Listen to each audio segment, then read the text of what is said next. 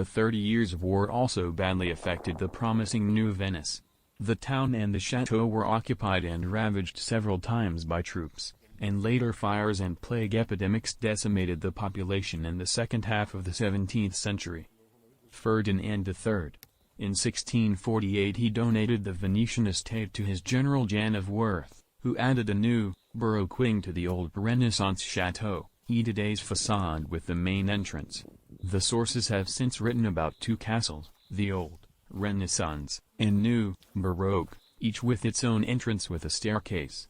Shortly afterwards, numerous farm buildings were erected around the chateau, and the entire complex, including the chateau church, was surrounded by a wall. Access to the chateau was possible through 3 gates facing the settlement of Aubauderie, the square and the chateau greenhouses. In 1656, the chateau was severely damaged by fire and was not maintained for many years. It was not until the end of the 17th century that its further building modifications took place, which gave it roughly its present-day appearance. The two parts of the chateau were then united into one unit. In addition, the then owner of the estate, Arnost Bohumir of Schutzen, added a Baroque one-story southeastern wing in 1702, from which the gallery leads to the church tower. Although the Baroque extension gave the chateau the seal of a harmonious whole, on the other hand it caused serious damage to the plaster of the old Renaissance wing. During the breaking out of the new window openings and the modifications of the window ledges, which were Baroque, the sgraffito decoration of the sash was seriously damaged and covered with plaster.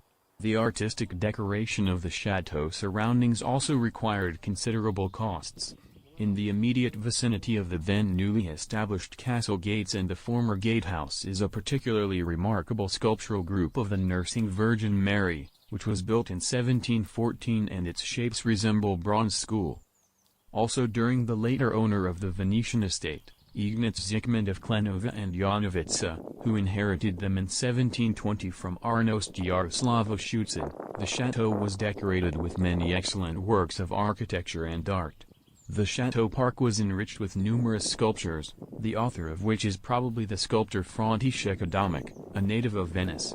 At the gate, which once led to the castle's greenhouses, were placed 2 sculptures depicting the sun and the moon, and at the back of the park were statues of Heracles wrestling a sleigh and Atlas carrying a globe on his shoulders.